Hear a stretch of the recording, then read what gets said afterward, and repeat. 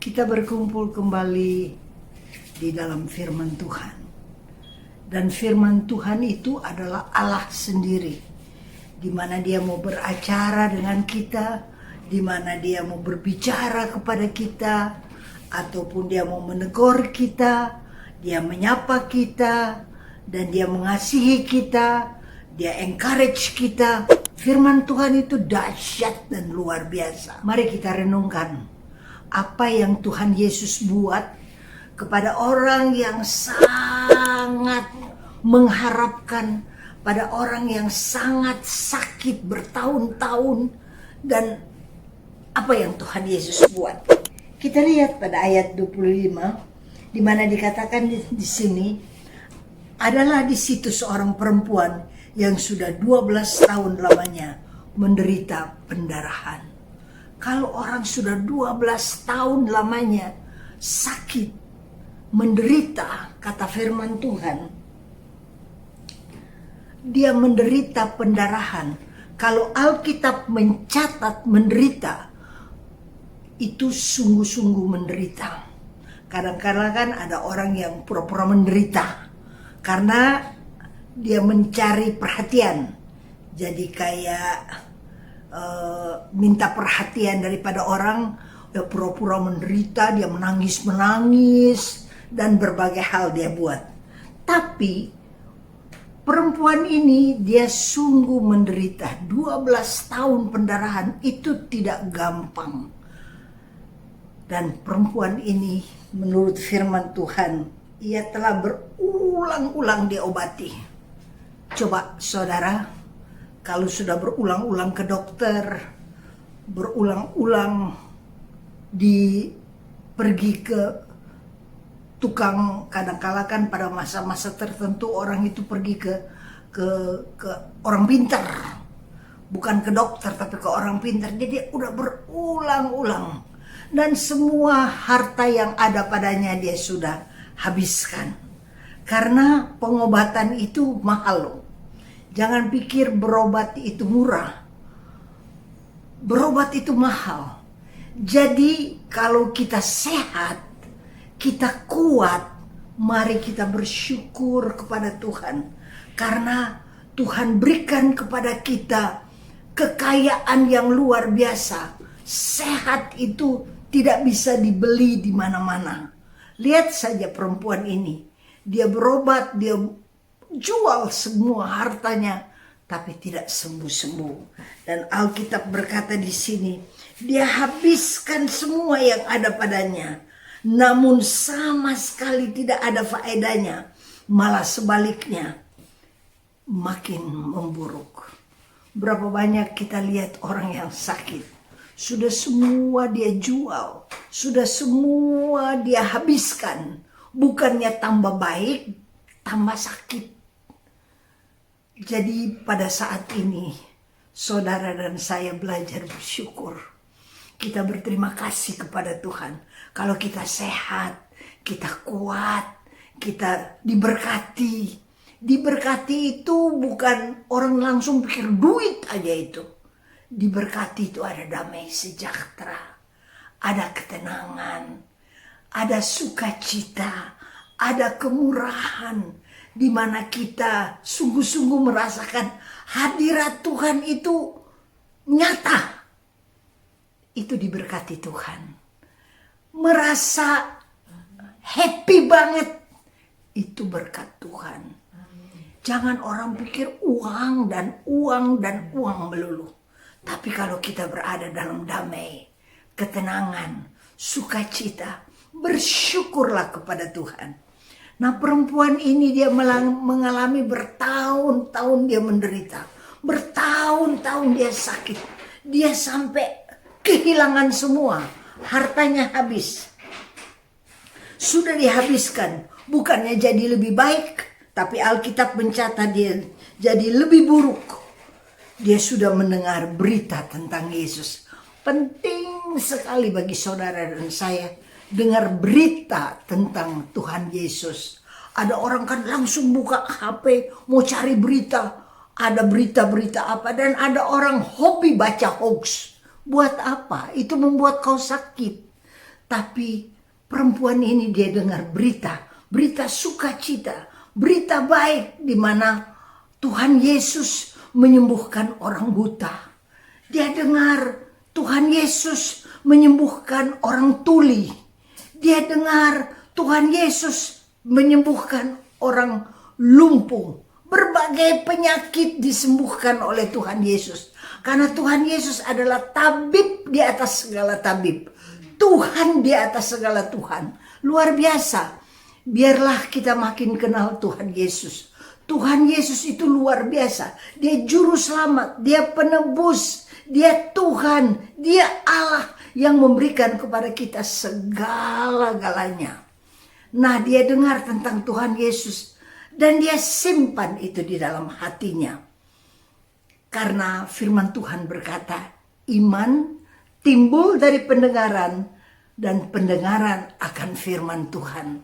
Sebanyak mungkin kita dengar firman Tuhan. Perkayalah dirimu dengan dengar firman Tuhan. Biar kita makin bertambah-tambah mendengar kabar baik, kabar sukacita.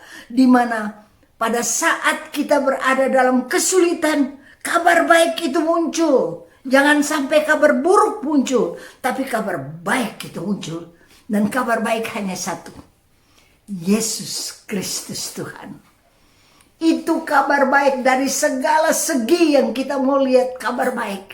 Dia sanggup menyembuhkan, dia menolong, dia selamatkan, dia pulihkan, dia kuatkan, dia memberkati kita. Luar biasa apa yang Tuhan buat bagi kita. Dia sungguh juru selamat. Dan kitab suci berkata di sini, ketika dia mendengar berita tentang Yesus, maka di tengah-tengah orang banyak itu ia mendekati Yesus dari belakang dan menjamah jubahnya. Tolong renungkan dan perhatikan. Orang yang berada dalam kesulitan yang amat sangat, dia rindu sekali akan Tuhan Yesus. Dia rindu sekali mau berhubungan dengan Tuhan Yesus, mau dijamah oleh Tuhan Yesus. Tapi kan kalau dia mau tunggu jamahan daripada Tuhan, sedangkan ada begitu banyak orang, lama sekali. Jadi apa yang dia lakukan? Bukan dia tunggu Tuhan jamah dia, tapi dia pergi dan menjamah Tuhan. Dia tidak perlu menjamah tangan Tuhan atau bahu Tuhan, tapi dia jamah jubahnya Tuhan. Biarlah kita belajar di dalam kesesakan, dalam kesulitan maupun dalam sukacita. Kita belajar jamah Tuhan. Apa yang dia jamah? Dia jamah jubahnya Tuhan. Dan firman Tuhan berkata, inisiatif yang luar biasa yang dia lakukan. Jadi dia tidak tunggu dijamah, tapi dia pergi menjamah Tuhan. Berapa banyak daripada kita melakukan ini? Kita mesti belajar proaktif di dalam pekerjaan Tuhan maupun di dalam ibadah kita. Kita proaktif menjamah Tuhan, menghampiri Tuhan, mendengar suara daripada Tuhan, dan rindu supaya apa yang Dia katakan boleh terjadi di dalam hidup kita. Tadi kami baru Zoom, satu keluarga Zoom, dan suami saya cerita tentang 11 tahun dia sakit waktu itu, di mana ada di dalam tulang punggung dia, dan nomor berapa ke nomor berapa ada masalah.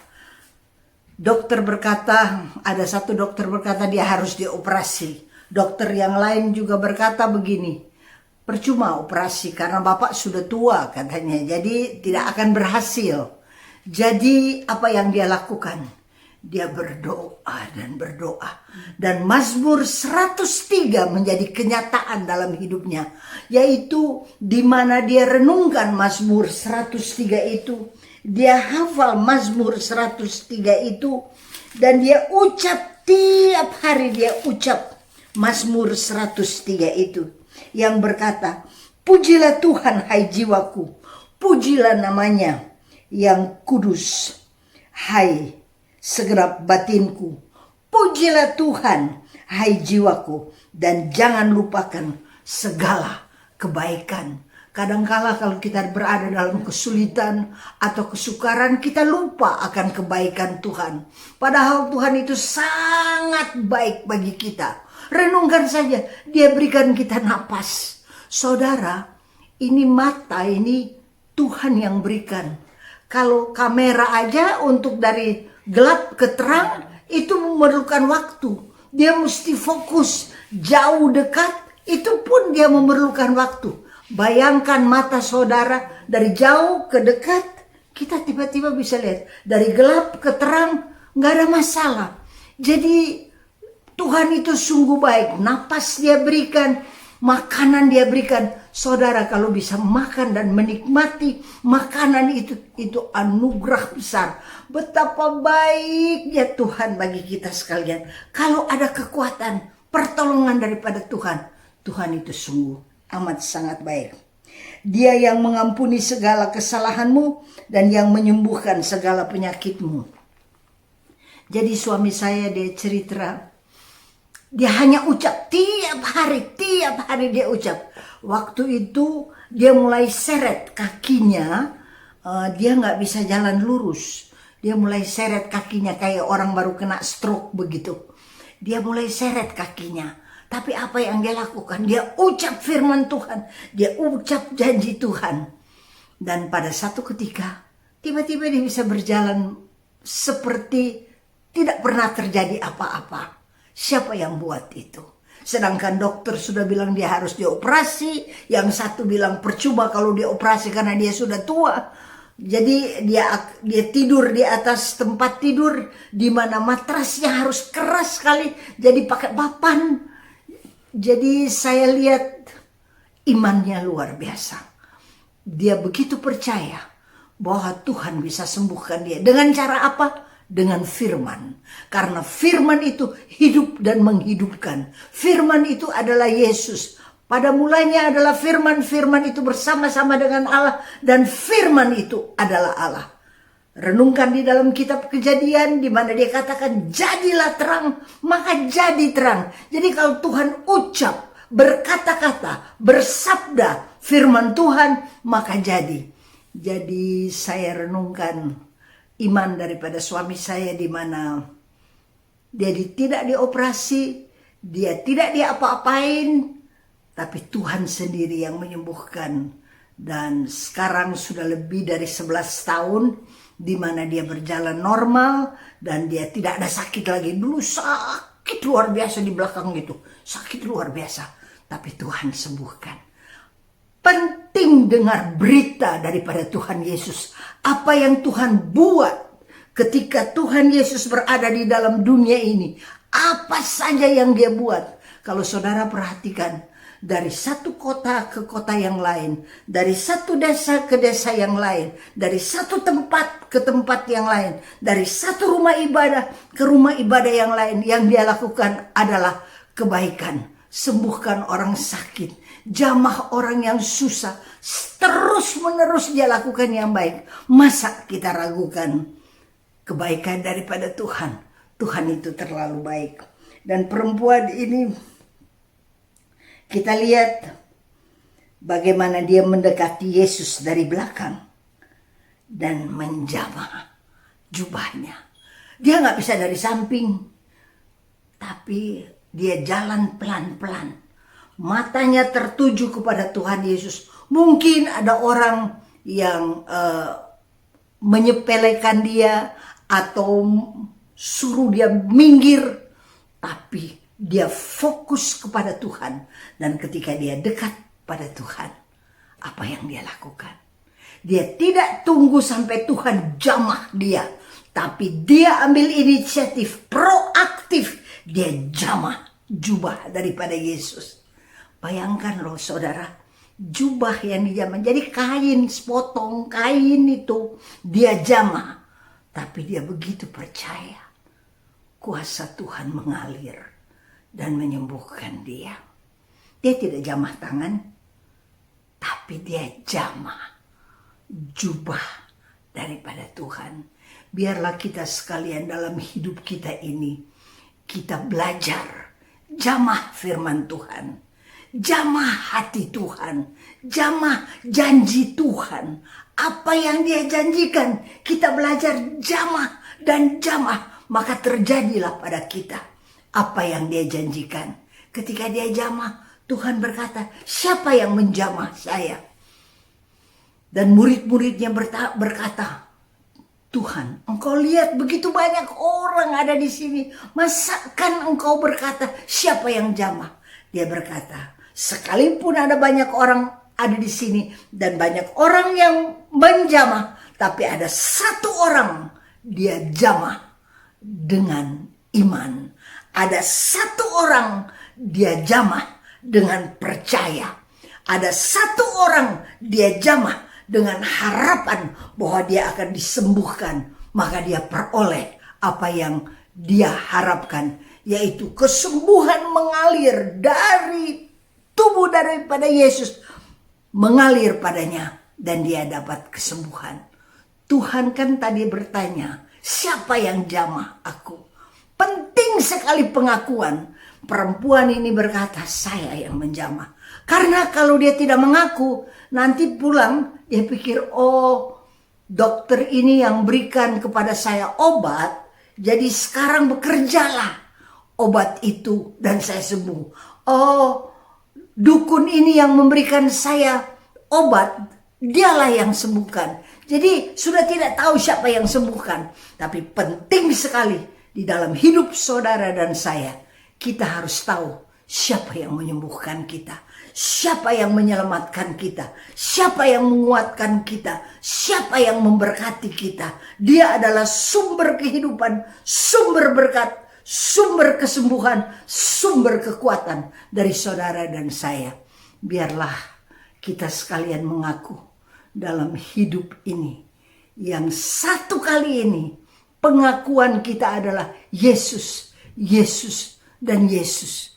Dia selamatkan kita, dia sembuhkan kita, dia berkati kita, dia kuatkan kita, dia urapi kita, dia jadikan kita saksi yang hidup bagi Allah yang hidup. Tuhan itu sungguh baik, amat baik, dan terlalu baik. Saya renungkan lagi, ada satu cerita di dalam firman Tuhan. Ada satu peristiwa yang terjadi lagi di dalam firman Tuhan, yaitu yang terambil dari Injil Markus 10, yang berkata, ada seorang pengemis, dia duduk di pinggir jalan di Yeriko. Dia duduk, dan biasanya pengemis itu suka dengar. Kalau orang buta, telinganya tajam sekali. Kalau orang buta, karena dia nggak bisa lihat, dia lihat dengan telinganya.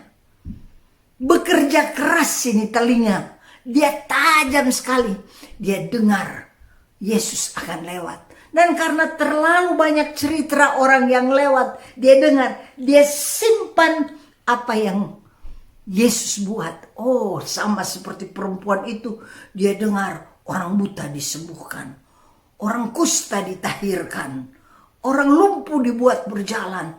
Dan ini membuat imannya bertambah-tambah dan bertambah-tambah. Sehingga ketika dia tahu bahwa Yesus lewat, maka dia mulai berseru, Yesus, anak Daud, kasihanilah aku. Banyak orang berkata, diam kau itu pengemis, mau pakai teriak-teriak begitu. Diam, Tuhan Yesus terlalu sibuk, dia tidak ada waktu untuk engkau. Seolah-olah demikian mereka perlakukan dia. Tapi dia punya iman. Dia tahu kalau dia berseru kepada Tuhan, Tuhan pasti dengar. Dan dia berkata, anak Daud, kasihanilah aku. Bukankah di gereja kita suka berkata, Tuhan, kasihanilah aku. Biar kita minta belas kasihan daripada Tuhan. Karena kalau belas kasihan daripada Tuhan mengalir, maka mujizat pasti terjadi. Harus ada belas kasihan daripada Tuhan di mana dia nyatakan. Dan dia tetap berteriak, "Anak Daud, kasihanilah aku." Banyak orang menegurnya supaya dia diam, namun semakin keras dia berseru, "Anak Daud, kasihanilah aku." Lalu Yesus berhenti, kata firman Tuhan pada ayat 49, dan berkata, "Panggillah dia." Kita harus berseru sedemikian rupa sampai Tuhan berhenti. Jangan sampai Tuhan lewatkan kita, tetapi Tuhan berhenti. Dan apa yang dikatakan oleh Tuhan? Yesus, firman Tuhan berkata, "Panggillah dia." Biarlah kita sekalian merasakan panggilan Tuhan bagi kita. Tuhan panggil, kalau kita sungguh-sungguh mempunyai suatu kebutuhan, sungguh-sungguh kita berseru kepada Tuhan, maka Tuhan berkata, "Panggillah dia." Dan di dalam hidup kita yang satu kali ini, yang hanya satu kali kita berada di dunia ini, dia panggil kita untuk berbagai hal. Dia panggil kita untuk disembuhkan. Dia panggil kita untuk diberkati. Dia panggil kita untuk ditolong. Dia panggil kita untuk masuk di dalam pelayanan dan menolong satu sama lain. Biarlah kita belajar dengar panggilan Tuhan dalam hidup ini. Jangan kita cuek dan tidak perhatikan panggilan daripada Tuhan. Alkitab berkata, dia panggillah dia. Mereka memanggil orang itu dan berkata kepadanya, "Kuatkanlah hatimu, berdirilah, ia memanggil engkau." Yang tadi usir-usir, bilang diam kau, sekarang tiba-tiba berubah bahasa mereka. Karena Tuhan berkata, "Panggillah dia," dan dia, "Kuatkanlah hatimu, berdirilah, ia memanggil engkau." Betapa indah kalau kita dapat mendengar panggilan Tuhan. Betapa indah dalam hidup kita yang satu kali ini. Kita dapat dengar panggilan Tuhan. Dia suruh kita melayani sesama kita. Di mana dia suruh kita karena panggilan dia. Dia suruh kita pergi berdoa. Dan orang sakit disembuhkan. Bukan karena kita punya kuasa. Tetapi Tuhan pinjamkan kuasa ke tangan kita. Dan pada saat kita meletakkan tangan kepada orang sakit, orang itu sembuh. Kita tidak usah berbangga bahwa kita bisa sembuhkan orang, karena yang menyembuhkan adalah Tuhan. Karunia itu dipinjamkan kepada kita. Kita tidak masuk sorga karena karunia. Tidak, itu pinjaman belaka. Tapi kita masuk surga karena kita terima Yesus sebagai Tuhan dan Juru Selamat. Dan dia ubah kita dari hari ke hari menjadi sempurna. Puji nama Tuhan bahwa Engkau menyempurnakan dan Engkau memberikan kekuatan. Engkau membuat kami dari hari ke hari menjadi sempurna. Lalu berdirilah orang ini. Bartimeus berdiri, dan apa yang dia lakukan ketika dia berdiri? Lalu ia menanggalkan jubahnya, ia segera berdiri dan mendapatkan Yesus. Dia menanggalkan jubahnya. Kalau di tempat lain dia bilang dia lempar jubahnya. Saudara, jubah itu dia peroleh dari pemerintah. Karena jubah itu tanda dia berhak mengemis. ID-nya, dia berhak mengemis. Tidak semua orang bisa mengemis. Tapi pemerintah memberi tanda, yaitu jubah yang diberikan kepadanya, di mana dia berhak mengemis. Dan jangan tolak orang yang mengemis itu, karena dia berhak menerima belas kasihan. Dan apa yang dia lakukan?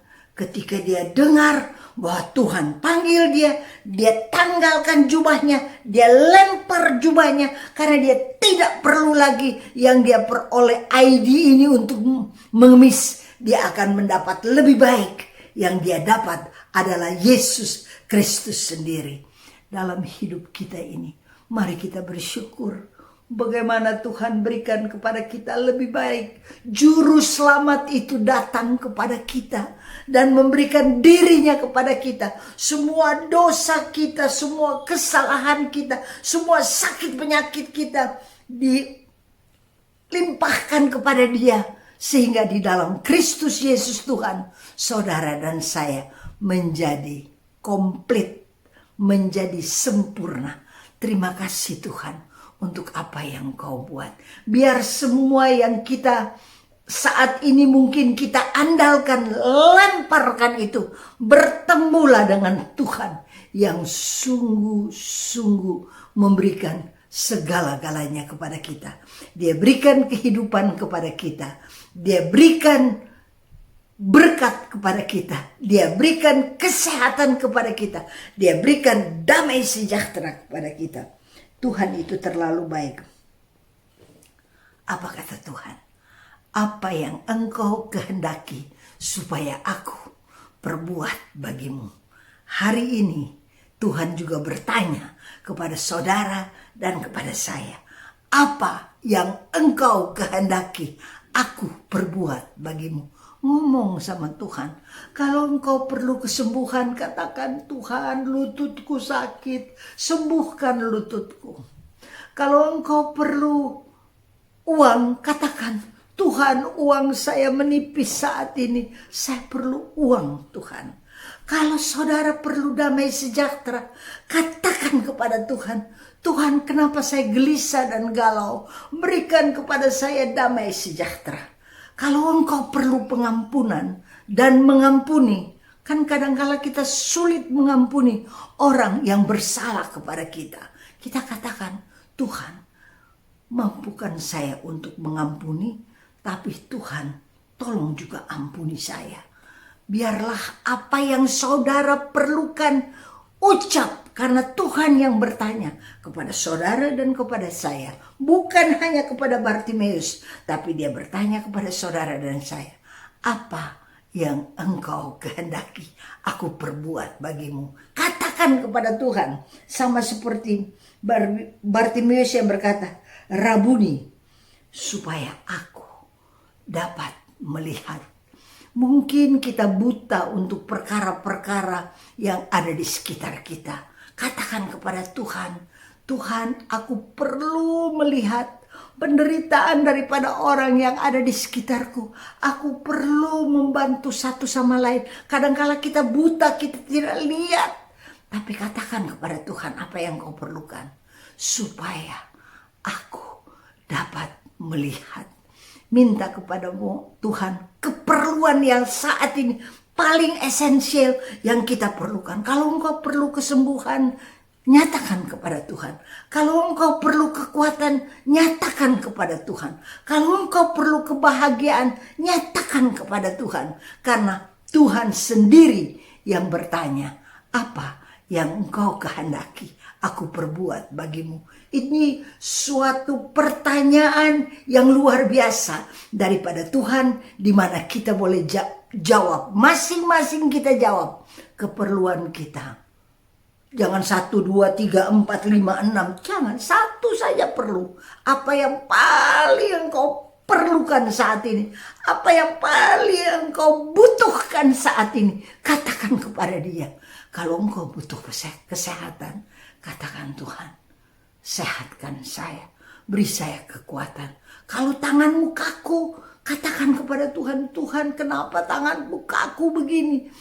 Kaku dalam memberi, kaku dalam bentuk fisik. Minta kepada Tuhan, sembuhkan saya. Maka pasti dan pasti Tuhan sembuhkan. Lalu kata Yesus kepadanya, pergilah, imanmu telah menyelamatkan engkau. Setiap orang yang bertemu dengan Tuhan secara pribadi, pasti apa yang dia minta karena bertemu secara pribadi, maka dia peroleh apa yang dia minta. Yang perlu kesembuhan, dapat kesembuhan. Yang perlu berkat, dapat berkat. Yang perlu ketenangan, damai sejahtera, dia dapat. Karena firman Tuhan berkata, pergilah, imanmu telah menyelamatkan engkau.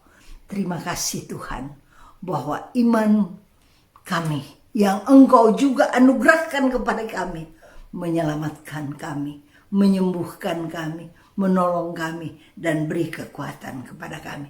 Terima kasih. Pertemuan secara pribadi dengan Tuhan itu penting sekali bagi saudara dan saya. Karena pertemuan secara pribadi dengan Tuhan, relasi secara pribadi dengan Tuhan itu menyembuhkan kita, memberkati kita, menguatkan kita, dan berikan kepada kita hidup yang kekal. Terima kasih Tuhan, Engkau terlalu baik bagi kami. Engkau terlalu mengasihi kami. Ajarlah kami Tuhan melihat kasih daripadamu mengalir dalam hidup kami. Sehingga hidup kami ini adalah ucapan syukur, dan ucapan syukur. Belajar setiap hari bersyukur kepada Tuhan untuk segala yang Dia berikan dalam hidup kita ini. Amin. Dalam nama Bapa dan Putra dan Roh Kudus. Amin. Tuhan memberkati saudara sekalian dan hiduplah di dalam kemenangan Tuhan, kesehatan Tuhan, kekuatan Tuhan, damai sejahtera daripada Yesus Kristus Tuhan.